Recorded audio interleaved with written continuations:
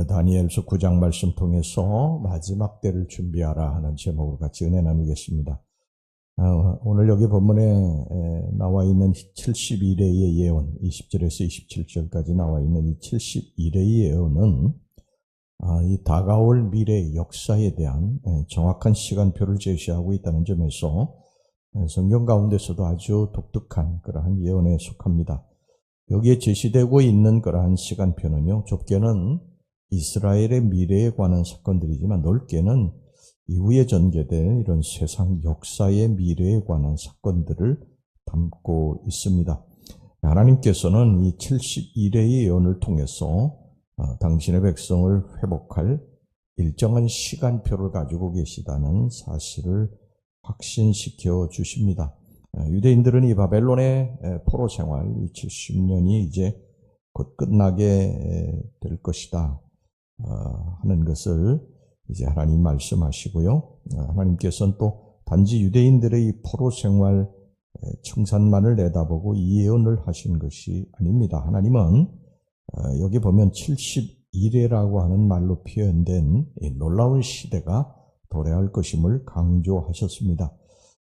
하나님은 71회, 오늘 여기 본문에 나오는 71회로 불려지는 이 시간 속에서 인류 구원, 모든 인간들을 구원하실 당신의 거룩한 계획을 실현하신다는 것입니다. 이 71회는요, 역사 전개상 크게 네 부분, 오늘 여기 본문에 나와 있는 네 부분, 즉 7일회, 또 62일회, 또 그 다음에 중간에 공백기, 마지막 1일회로 이렇게 나누어지는데요. 우리가 이 기간을 좀 각각 좀 살펴보면서 과연 하나님께서 이 세상을 어떻게 다스리고 계시느냐, 또 우리가 궁극적으로 대망해야 될 것이 무엇인가 하는 것 좀 살펴보겠습니다. 첫 번째 7일회입니다. 25절 보겠습니다. 그러므로 너는 깨달아 알지니라. 예루살렘을 중건하라는 영이 날 때부터 기름 부음을 받은 자 곧 왕이 일어나기까지 7일회와 62일회가 지날 것이요, 그 곤란한 동안에 성이 중건되어 광장과 거리가 세워질 것이며, 여기서 예루살렘을 중건하라는 영이라는 것은 바벨론 제국을 멸망시키고 유대 백성들에게 귀환해서 예루살렘 성전을 지어도 좋다는 것을 허락했던 이 파사 제국의 고레스의 칙령을 말합니다. 이 7일회의 기간에는 예루살렘을 중건하라는 영이 선포되는 동시에 시작되는 기간입니다. 이때 이 고레스 왕의 칙령으로 유대인들이 3차에 걸쳐서 바벨론 포로에서 이제 예루살렘으로 곧도로 이제 돌아오게 됩니다. 그래서 이제 스룹바벨과 에스라 그리고 느헤미야의 지도하에 성전을 건축하고 또 성벽을 재건할 수 있었습니다. 바로 이 기간, 주전 538년에서 444년까지의 이 성전과 성벽을 건축하고 하나님께 봉헌한 기간, 이 기간을 7일회라고 봅니다. 이처럼 하나님의 역사는요, 제일 먼저 성전에 대한 회복부터 시작이 됩니다. 이 7일회의 기간에 우리 무너진 성전을 회복해야 된다고 하는 것입니다. 그래야 하나님이 역사하신다는 거예요. 이스라엘 백성들의 바벨론 포로 생활이 끝나고 제일 먼저 한 것이 성전 재건, 성전 건축, 성벽 재건, 이거 가장 먼저 했듯이 우리들이 하나님의 축복을 받기 전에, 하나님의 놀라우신 역사를 체험하기 전에 우리들의 이 무너진 성벽을 재건하고 성전을 건축해야 된다. 여러분, 성경에 보면요, 성전이라고 하는 것이 우리 눈에 보이는 유형의 그러한 성전을 말하는 것이 아닙니다. 우리가 우리 마음속에 예수 그리스도가 계시면 바로 우리 안에 하나님의 성전이 있는 것입니다. 너희가 하나님의 성전인 것을 알지 못하느냐, 이렇게 성경이 말씀하고 있지 않습니까? 우리가 하나님의 성전인데 우리가 무너졌다는 것입니다. 왜 무너졌느냐? 오늘 여기 본문에 쭉 기록된 것을 보면 이스라엘 백성들의 죄악으로 말미암아 하나님을 떠났기 때문에 성전이 무너졌다고 자기들 스스로 이제 그걸 고백하고 하나님 앞에 용서해달라고 그러지 않습니까? 성전이 무너진 것은 우리의 죄악 때문입니다. 우리 속에 있는 하나님의 성전이 우리의 죄악 때문에 무너졌는데 하나님의 축복을 받기 전에 반드시 성전을 재건해야 된다. 건축해야 된다는, 다시 세워야 된다는 것입니다.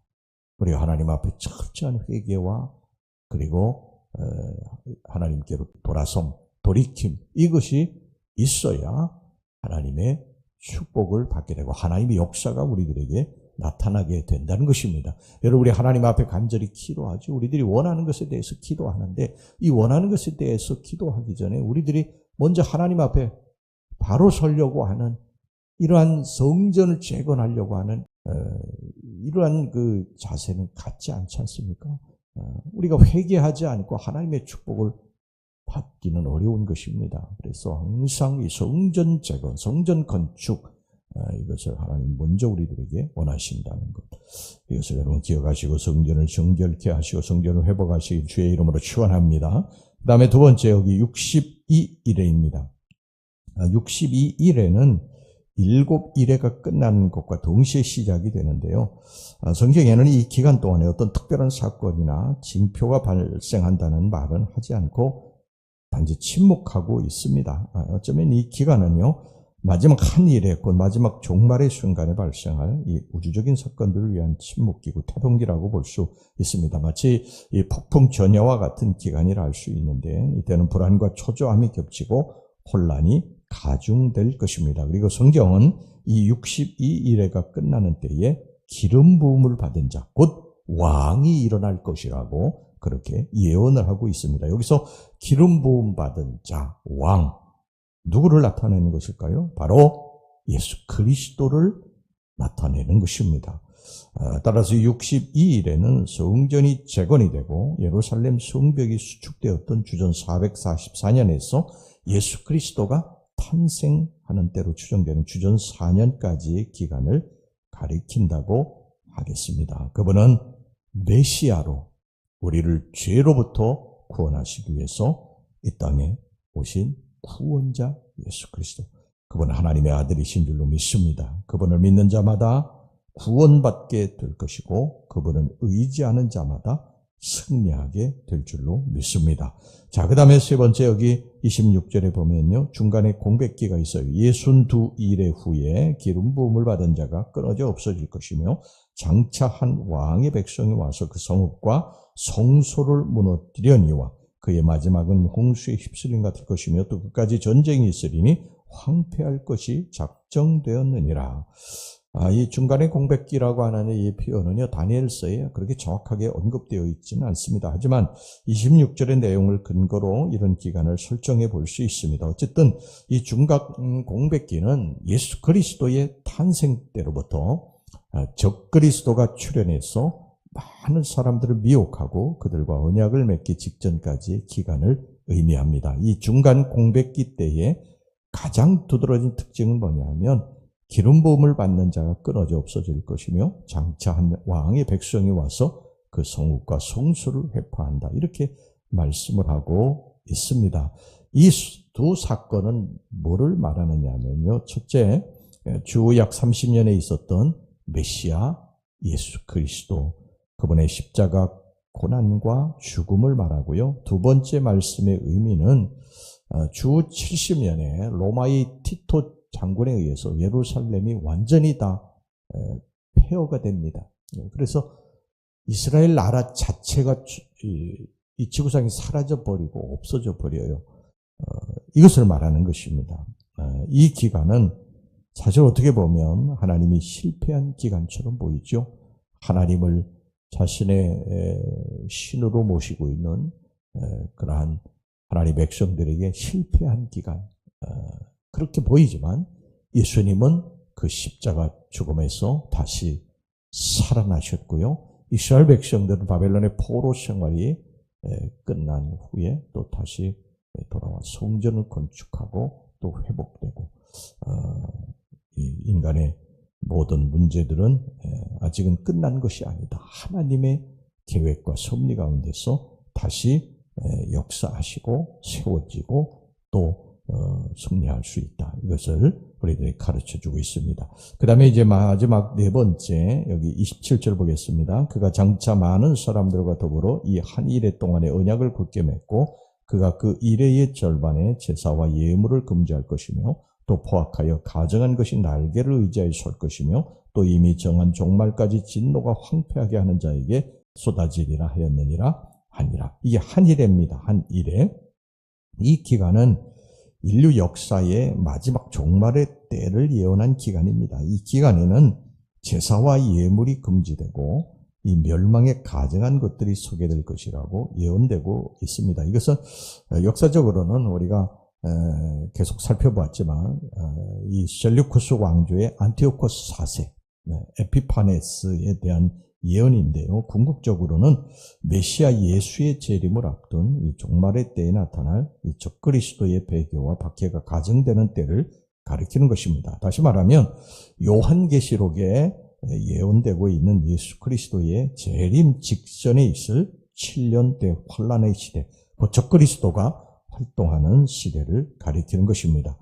한편 이 적그리스도는 마지막 한 일회 중에 전반기 3년 반의 기간 동안에 많은 사람들과 언약을 맺고 매우 온화하고 부드러운 방법으로 하나님 백성들 미혹하다가 후반기에 이제 3년 반 기간 동안에는요, 그 흉악한 실상을 드러내고 하나님의 백성들을 혹독하게 핍박하고 대적할 것입니다.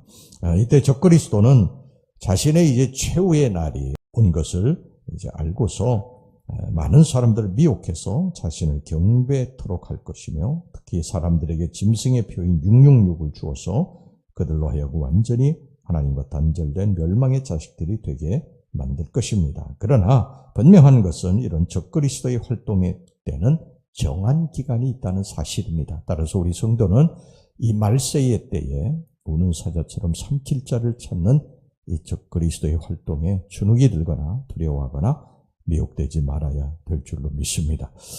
대신 어떤 환난이나 유혹이 온다 할지라도 예수님 의지하고 잘 견뎌내서 신랑 되신 예수님 오실 때 정결한 영적 신부로 그분을 맞이하시기를 주의 이름으로 축원합니다. 이렇게 이제 70일에는요 역사 전개상 네 부분으로 나뉘어져서 이루어져 가고 있습니다. 지금 우리는 이 역사가 이루어져가는 과정 중에 살고 있는 것입니다. 예수님 재림하시고 이 땅을 심판하실 때가 언제일지 모르지만요, 우리는 이것을 믿고 깨어 기도하고 이 하나님 앞에 슬기로운 다섯 처녀처럼 기름 준비하고 신랑 되신 예수님 맞을 준비를 해야 될 줄로 믿습니다. 기도하겠습니다. 하나님 아버지, 마지막 때가 언제가 될지는 모르지만 예수님이 이 땅에 다시 재림하실 것을 믿고 우리가 슬기로운 다섯 처녀처럼 기름 준비하고 깨어서 주님 맞을 준비를 하는 우리 성도들이 되게 하여 주시옵소서. 그 기간이 오기 전까지 악한 사탄마귀 적그리스도는 우리들을 미혹시키고 우리를 멸망시키기 위해서 끊임없이 우리에게 다가오지만 우리가 믿음 가지고 이들을 잘 물리치고 분별하고 승리할 수 있도록 역사해 주시옵소서. 예수님의 이름으로 기도하옵나이다. 아멘.